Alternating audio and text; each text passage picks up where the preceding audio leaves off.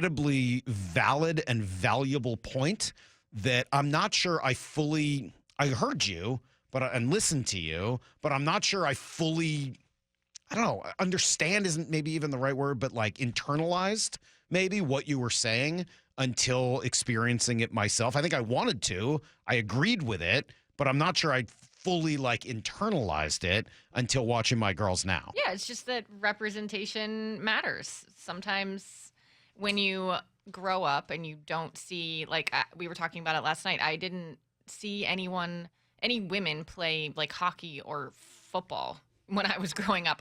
So I ran track. I played a little bit of basketball, but I would have never thought that I could have played in a hockey league or a football league. Sometimes if you don't see other people like you doing something, you don't even think that that could be a goal for you or could be something you could do. And obviously women have seen other women playing basketball over the years, but I think that the fact that it's being drawing this much attention right now is something new. And I think that's why you hear those genuine words that you played from Caitlin Clark earlier about how important it is for her that people see the joy that they play with and that they're bringing them joy, because she doesn't think anyone's going to remember how many points she scored years from now. Yeah, let me play that. I think she is very much realizing the impact that this is having, and it's a turning point where they're drawing more viewers than the men. They're drawing, I think their tickets are going for $1,000 more than the men's tickets for the Final Four right now. It's certainly a more interesting conversation. Yeah, I mean, like it feels a lot more relevant than whatever is going on in the men's side of this tournament. Yeah, let me play you that Caitlin Clark. Here's the sound from her yesterday. People didn't really ever think we would get to the Final Four, and now to be here back-to-back times is amazing. But, you know, at the end of the day, like, people aren't going to remember how many points I scored. People aren't going to remember, you know, people maybe remember that we were in the Final Four twice, but people aren't going to remember, like,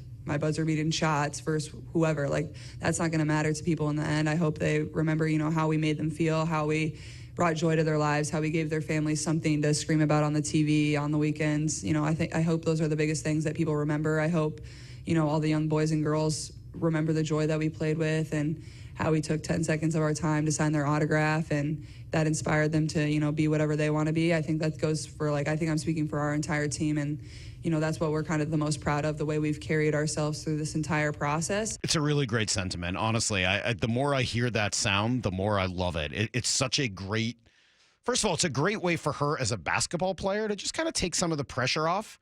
Hey, it's not about how many I score. The people out there who I'm playing for and who would be adding to the pressure I'm feeling right now, they're not going to remember if I score 38 or 40.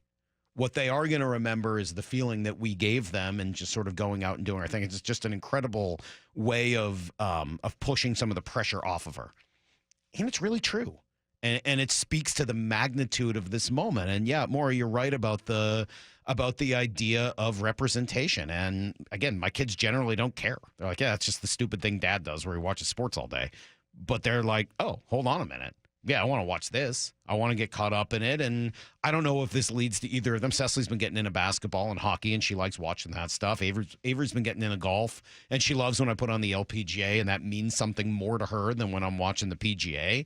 And so, yeah, I found myself thinking that Caitlin Clark, probably this doesn't become a thing if it's not for Sue Bird, if it's not for Diana Taurasi or whoever else it was leading up that inspired her, that got her to this point. And now, where does it go from here? I think that's the incredible thing to wonder about. And that's right. Like, so representation mattered in the fact that Caitlin Clark had someone to look up to before her.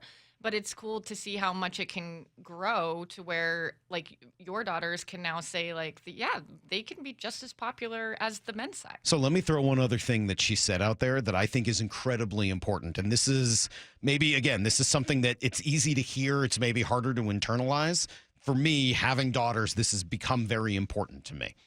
But I noticed at the end of that cut, she says the girls and boys. And I think that's important. She doesn't say kids. Okay, fine. She doesn't just say the girls out there. It's the girls and the boys. And it's one thing for someone like me, girl dad, to, you know, make sure that my girls are watching this and that we build our time around it. You really want to create some positive change in the world. Make sure your boys are doing the same thing.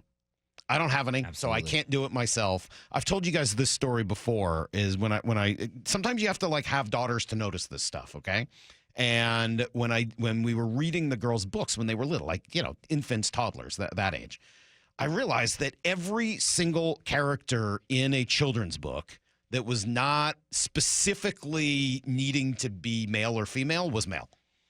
The main character in every story, unless it was specific, like if it's just Duck, right? Duck was male. Dog, male. Horse, male.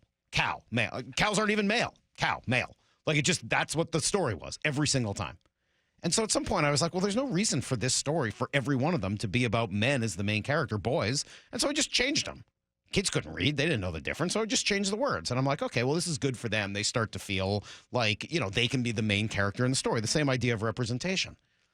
But then you're like, okay, well, if every single boy that's out there is reading the same thing and not getting a dad who's changing the words to this, they believe that they're the main character in every story. And that's sort of how the socialization starts at a very, very young age.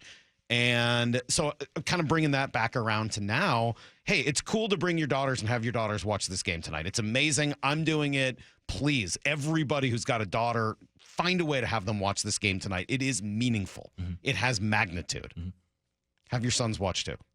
If you can build your day around it, it's a Friday night and you can do it, get your sons to watch this game too. Build their day around it. Honestly, I think it is maybe not as important, but pretty darn close. And I think that will, look, can watching a basketball game change the world? I don't know. Maybe not. I'm not trying to say that it will. I don't want to overstep or overshoot. But I do think that would have a very, very positive effect.